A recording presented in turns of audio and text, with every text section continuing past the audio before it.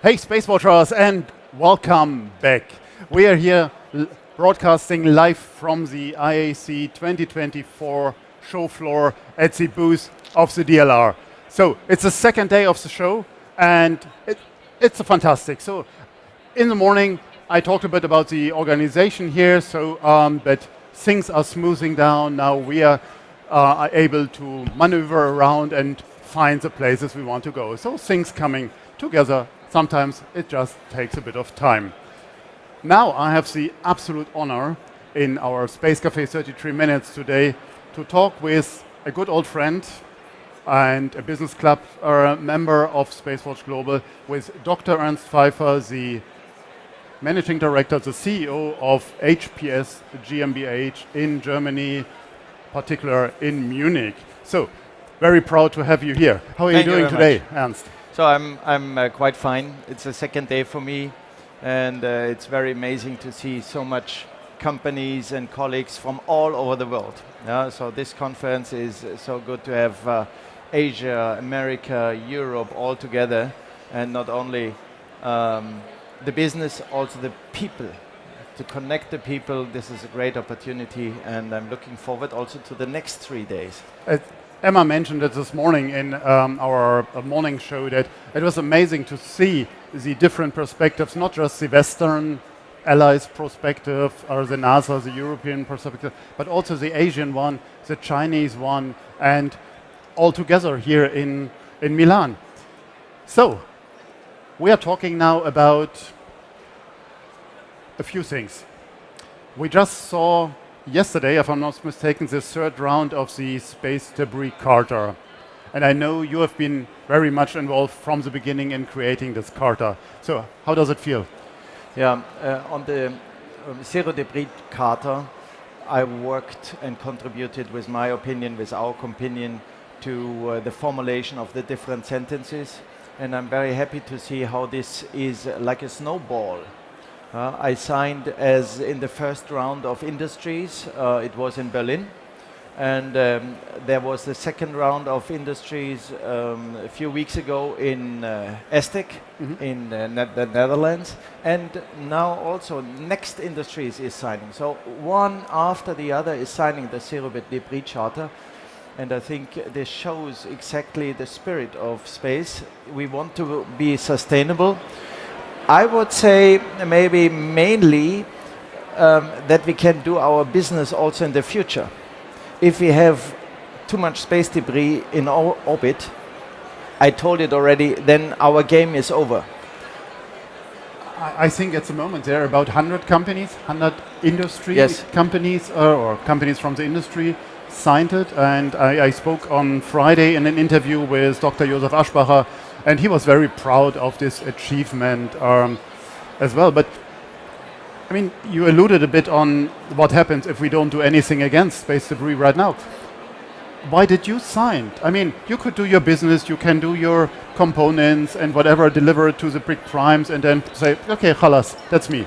Yes, primarily I sign because I find it very important that we have a common sense. Yep. That we all over the world have the same spirit. And as it is a snowball, meanwhile, more and more associations are involved in this. We have the United Nations, we have America, FAA, we have European Space Agency, German Space Agency. It's now, meanwhile, since I would say half a year, a very big awareness of this topic to all who make space. But it's not combined. I mean, all of the entities you mentioned before doing their own thing. Yes. So you have the NASA sustainability thing, you have the UNOSA thing that's going on. I mean, the LTS were adopted I think 6-7 years ago already. So, I mean, you have these silos, in my opinion, of ideas which are not connected to each other. I think the big one of the big connection is that it's a common sense, meanwhile, that you have to deorbit your satellite 5 years after end of business. So this is a common sense, I would say, almost all over the world. This is something which you can achieve, and it's a common sense. So it does not mean we all need the same bits and pieces, the same regulations, the spirit must be the same. And this is already achieved this year, also thanks to ESA. It was very well organized how to set up this, the detailed sentences, the content of this Zero Debris Charter. So I know that you're very much engaged in this entire setting, as you mentioned before, and you created a sale at ADEO. And what triggered that? Because I can imagine that as you build antennas as well, components for satellites, you could take another path, but you deliberately decided to go for that. So what triggered that? Yeah, sometimes in space you don't know where it leads to. Yeah, this development has started at the end. We started with sales 24 years ago when we have founded the company. The company was originally founded to develop solar sails for sailing with solar energy. So, but at the end, yeah, it lost a little bit, and then we said, okay, there is an opportunity in the technology study with ESA, we go for it. But there was still no market for drag sails. But I said, yeah, I have a good feeling. I think this could be something where there will be a market. So we made the development, and suddenly we are in the lucky position that we have a product ready in time for the market. And here on the fair, we have, meanwhile, I would say 50 contacts where they are asking for our sale, how it's functioning, how, what is the cost also, how quick can you deorbit and so on. So I'm very happy that once in your lifetime you have a product ready for the right time. Wow.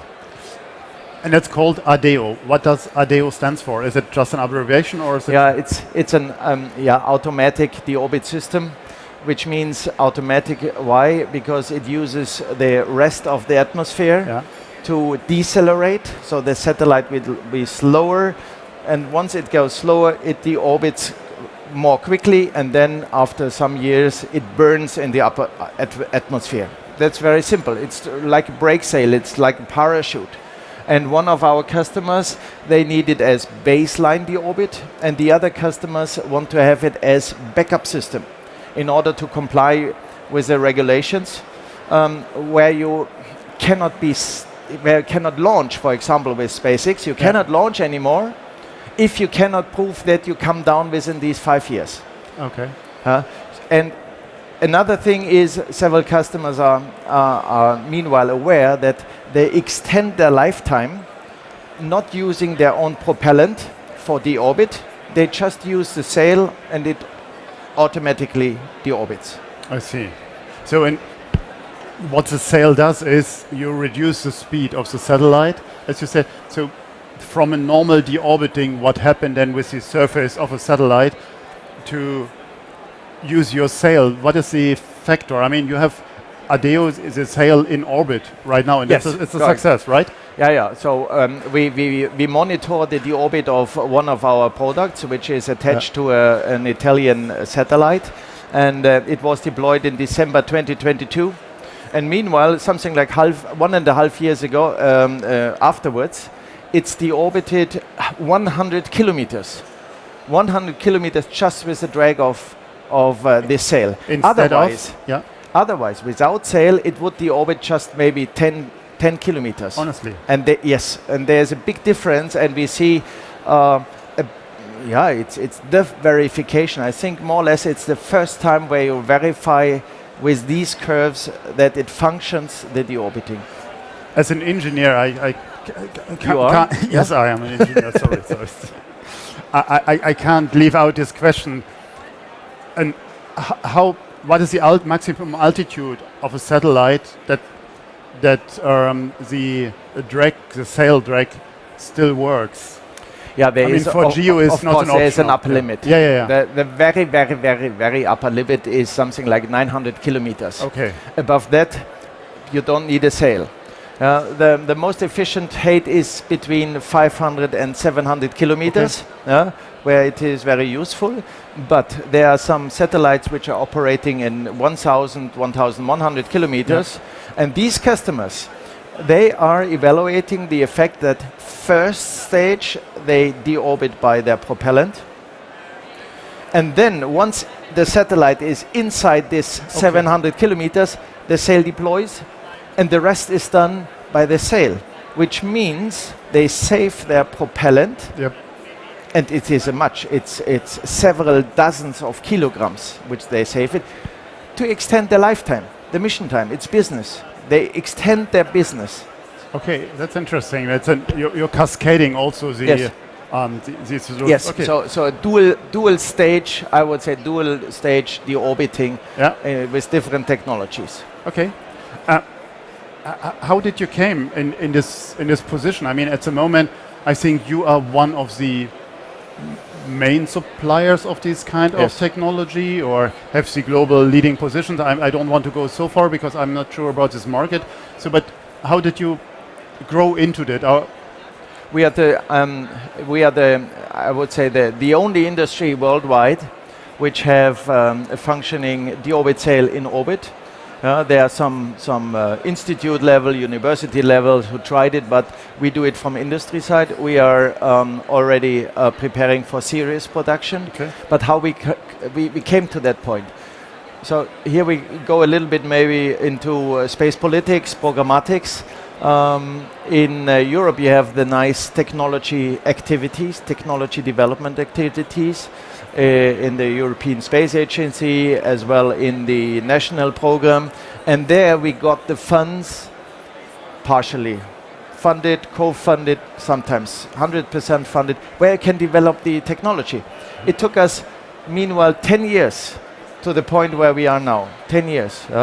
And we had also parabolic flights co-funded by the German Space Agency. We had in-orbit demonstration also by the Bavarian government supported. Then we have a very big sail with 25 meter, which will launch in the next year on a combined European Union ESA mission. This is funded by the GSTP program of ESA. So without these programs, companies in space cannot come to that point, because the profitability of normal space missions where you get your regular money is not enough that you can fund this. It's fun that you mentioned that, because I want to go to a few of these challenges that we see later on in the conversation. Let's come back where we are. We are at the IAC 2024, the biggest space gathering that you can find at the moment on the globe. And the numbers from yesterday, I think we reported that already, we're about 11,000 people are here. So how has the first 2 days been for you? Besides the 50 new opportunities that came along. I would say absolutely not according to my planning. I have planned to walk around, to go to potential customers, also customers which I don't know. Just here aside we have JAXA. Here at the corner there's a Korean space agency and so on. I didn't have time because there are so many contacts. But it is of course also very important to talk to the people who come to your booth. Many politicians today, from the ministry, from the German Space Agency, and of course there are always news which you have to exchange. So these 2 days, today and yesterday, was more dedicated to programmatics, to regulations also. But the next days I will walk around and see where are new people to know. The network is so important. But I must tell you, yesterday evening I experienced a very nice thing. There was the big reception. Of course. The 11,000 people in one hall, many young people, and at the end there was a party. For 1 hour, 2 hours, the people danced. And this is a spirit which shows the specificity of space business, of space engineers. They can work hard, they can party hard. And yesterday when you see all the people of all over the world, Asians, Americans, Europeans, dancing together, hugging them together because they saw each other so long now time, it was amazing. And this is the space business. I think this is unique I don't know any other business. Automotive, no. Aircraft, no. But space unites the whole world. Just a short story of yesterday evening. At that stage, we could stop our Space Café, but we don't want. I will not tell you how much Aperol Spritz I had. all good. But let me put some, how we would call it in English, put some salt into the water or so. We have seen on Sunday a big demonstration of technology, not from Europe. We have seen Elon landing his upper stage there. What do we have to do to keep up the speed, what we see at the moment all over the world? And it's not just the US, we look at China about the rapid development, keeping up. So what can we do in Europe? What can we do in Germany for that? I think one very important thing is the awareness. The awareness what happens around. And I see here also around here, this stage here, a lot of people from government, from space agency. The awareness how the speed in the world is one of the first step. And we have to take care in Germany and in Europe that we will not be surpassed by other nations. I would not say, it is a space race. It is. It is absolutely a space race, but it should not be that one must be the biggest and the other must be the smallest. We need all to be at the same level, more or less, East, West, Europe, and whatever, in order to talk together. And it is, I would say, at the moment, not an economical thing. So the turnover of space now, in comparison to automotive, in comparison to chip production, in comparison to mobiles, it's not so much. But the power, the strategical power which you have, when you can do space as nation, with your industry, this shall not be neglected. And this is what we all from space industry must tell to the politicians, that without this technology, without this strategical capability, you will not be asked. If there is a mission somewhere, you will not be asked. If you want to have data for specific frontiers and you have to ask another nation, please give me the data.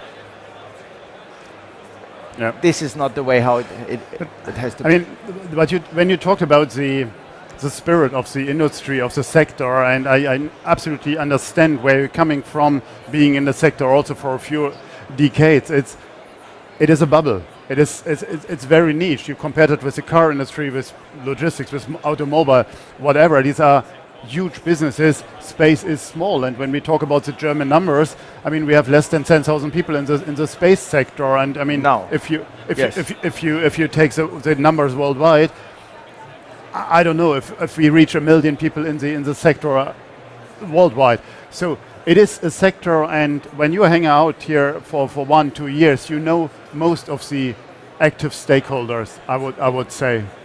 And how do you see that? I see the difference in comparison to 5 years ago, before Corona, is that you have space nations who want to do space, which 5 years ago not. Today I had a representative of Tanzania at the booth. Okay. They want to have space. For example, there was a question: how can we observe more the Kilimanjaro? Yep. Not the Kilimanjaro. The highest mountain of Tanzania. So, and if you have satellites who observe the glacier on top, this is something what people want to have, also the citizens want to have. And such space nations are now coming. 5 years ago, Germany was very, very in front. But we lose. I must say, and I'm the one who is always very critical, maybe that's why I'm also here. Germany is losing its position. And if we have not an effort from political side we lose and others will be in front. Also new space nations. We have Dubai, we have Saudi Arabia, they have 50 years planning. And this is where we have to see, to talk also to these space nations. Just as a comparison. What I say, we need in Germany and Europe an investment of 15 euro per person per year for the ESA space investment. You know, there was Oktoberfest. I was sometimes at the Oktober. I will also not tell you how much I was there. But one liter of Oktoberfest beer costs 15 euro. And this is the only thing what each citizen has to invest. And for the national space program, you just need 5 euro. This is like a bratwurst. I don't know what the bratwurst in English. This is not much, and the people understand and they want to have it because in Germany the people are very technology friendly. They are fascinated of technology. They want to be proud of their own technology. The cars, for example, they are proud that German cars are the best cars. And my wish is that the Germans are proud of their space industry. But the question I think was on SpaceX, correct? And the launch. No, but what do we need to speed up? But I think I got your point. Let's talk a bit more generic. What are the hot topics at the moment in the space sector, in the European space sector that you see? I mean, you talked earlier on about the profitability. Is that a hot topic? I mean, you can make a living out of I'm in several gremia in Europe and in Germany to discuss these points. And indeed, profitability is one of the hottest topics to discuss on the corridors. When you get a visit, you don't talk about profitability. Yeah. But when you talk to colleagues of the industry, this is nobody, I know really nobody of industry, not only German, but also other industry, which make a huge profit. Yeah. There is a very interesting statistics by the European Space Agency, by the way. They made it 2022. The profitability in average of all European companies is just 1% of the turnover. 1%. And I ask you, is it a business where investors say, yes, it's a stable business, I invest in? No, it is not. It's a very, very fragile business, this space. And with 1%, you cannot invest a lot. It's at the border. But you need to invest. That's why we need the public funding to go one step beyond. So profitability is one topic. Then, of course, if you have not a good profitability, maybe if the industry is disappearing in a country like Germany, you lose power. You know, some big companies of Europe, they are even not anymore bidding for ESA programs. Yeah. And this loss of competition is very, very bad. But I must say also this is already acknowledged by the European Space Agency, also by the German Space Agency. There are countermeasures to be done in programmatical way to be more effective, to less bureaucracy, let's say. It's on the way. But if you talk about bureaucracy, there are the regulations. Yep. If we have this life cycle assessment, you can ask whatever company here, life cycle assessment is something which adds only administration to companies. It's a good sense, yes, to assess how much footprint you have, but it adds on effort, and with 1% profit, it's difficult to handle. So just two examples on the hot topics. I mean, I hear you, but when we talk about sustainability, how do you get sustainability really proven at the end of the day? So this life cycle management, it comes in good sense. Yes. But obviously then when the bureaucratic hurdles appear, then it's this mismatch starts. I mean, on top of all the paperwork you're doing for ESA projects already, but how difficult is it to have access to ESA programs, to missions? Access to missions is also a topic for the small companies, for the startup companies. But there's also something on the way. Meanwhile, the European Space Agency has regulations, or let's say a competition room for small medium enterprises of something like between 10%, 15%, 5% minimum to European SME. And this opens up our business, and it is really verified that with such rules, we can propose our technology and we are competitive. And once there is such a regulation, the result is more than the minimum. I see. And in Copernicus, for example, there was the rule, I think it was 5%, and at the end 10%, more than 10% have been allocated to European SME. This is a big success, and this must be continued. Access to mission brings also somehow flight heritage, and you can sell then your equipment also to commercial one, what we are doing in our antenna world. We are shortly before a big contract on commercial antennas, but without the ESA business, not possible. Talking about antennas, I have to bring it up. Congratulations to the really successful Hera mission, where you guys built the antenna, if I'm not mistaken. And I'm quite sure the antenna is sending back pictures now, or data, not pictures, sending back data, so it's working all fine, as to be expected.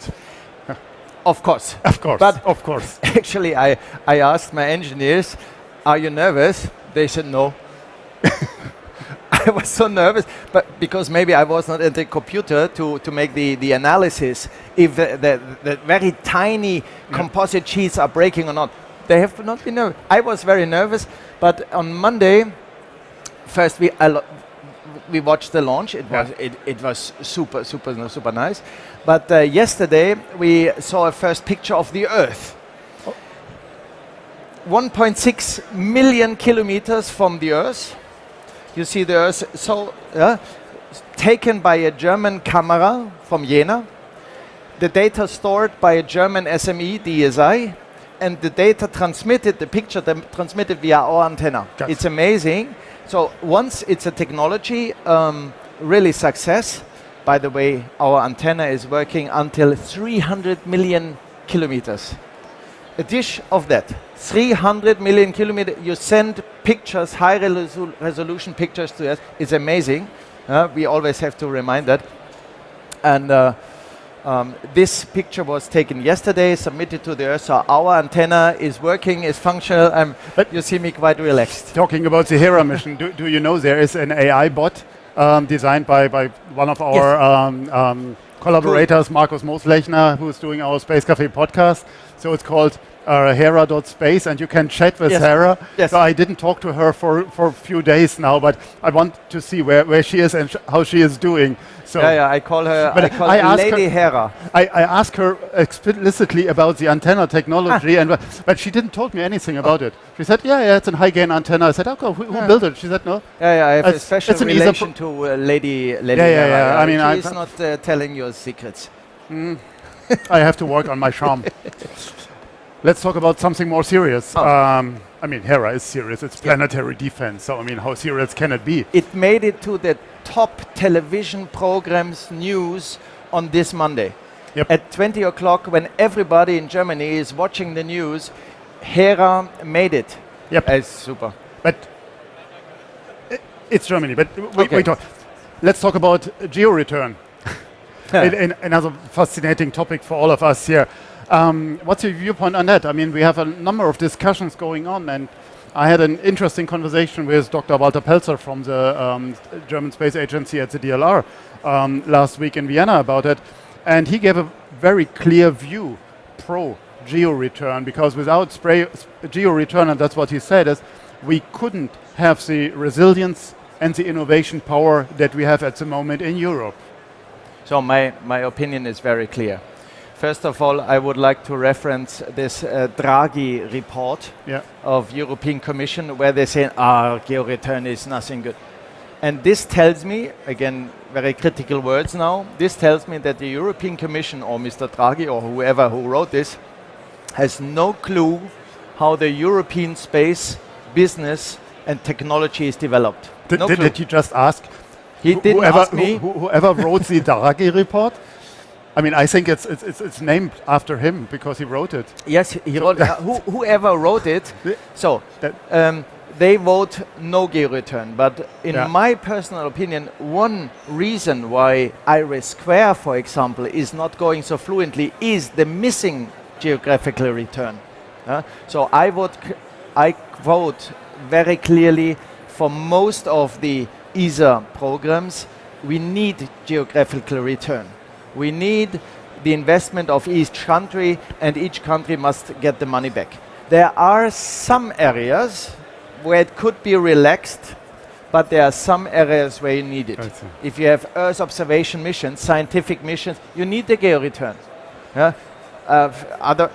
is no possibility for anchor customership. So when we all discuss about the pro and con, we have to see the differences of each programs.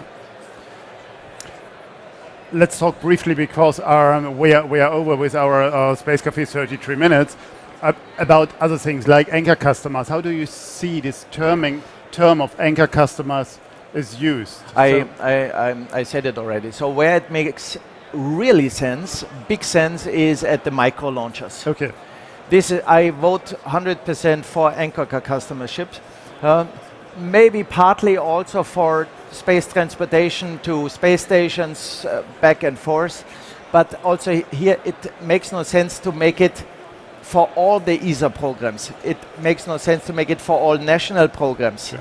We have to distinguish, and please, in these hot discussions, everybody is saying, yeah, this is shit, and the other saying, this is shit, and we are in a very diverse political and programmatic game, and each has the right of the existence. Do we want to talk about the German national budget and the discussion going on that? I mean, it's another disaster, I know, but I can tell you when I bring this up in the visits of my booth. So I bring this topic, and then you see the reaction of the politicians and ministers. Difficult. Yes, we have to bring it up.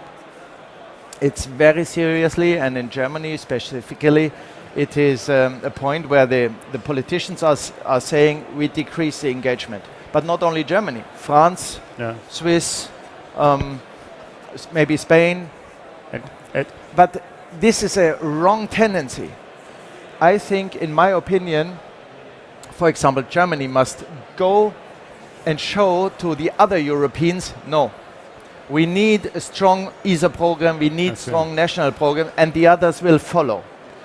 Please, nobody can tell me that a few 100 million for industrial states like Germany will bring us in the ruin. As you said it before, one bratwurst. One bratwurst for the national program, one mass beer, 1 liter of beer for the European Space Agency.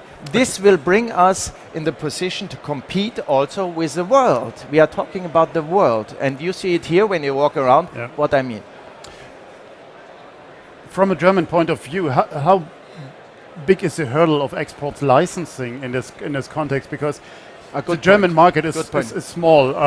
The European market, I think, is accessible, even maybe with or without export license. But when you go abroad, so it has been improved the velocity to get an export license. First step, but we are by far not there where we need.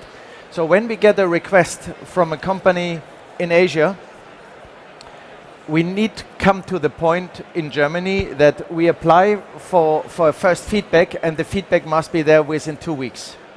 And it is? What is the reality? 2 months, something like this. And when you really apply for something to really get the signature, it takes even more. Some colleagues report me it takes also 9 months, then the business is over. Then, of course, the customers search for another one in another country. So one thing is the velocity, and the other thing is to open also products to countries like in Arabia, more countries in Asia. There is the market, and we need the collaboration, not only for business, but also that we all grow together on the world. We need a connected world, we need dependencies. I'm dependent on you on the oil, you are dependent on us on the technology. Then I think also space can contribute to peace on the world. And there we need the export licenses. Yeah. If you say stop, no, our industry cannot deliver an antenna, for example, to whatever, Saudi Arabia. Then they say, okay, we don't collaborate with you, we collaborate with others. No, there must be a change in mind, and quickly, not in 2, 3, 4, next legislaturperiode and so on. Is business in space, like you do, possible with a 4-day week and a full work-life balanced approach that we see in Germany, in Europe, and more countries? So, I mean, we are talking to many people out in the field. We are trying to get new resources, young people on board. Are we telling them the truth? I mean, it's so. If you have watched also the live transmission of Starship. absolutely. Have you seen these shouting people after the successful landing? Shouting in SpaceX. I'm pretty sure they are not working 9 to 5. I'm pretty sure they are working. But just they 5 got days. overtime because it was on a Sunday. This is clear. No, but you know what I mean. Yeah.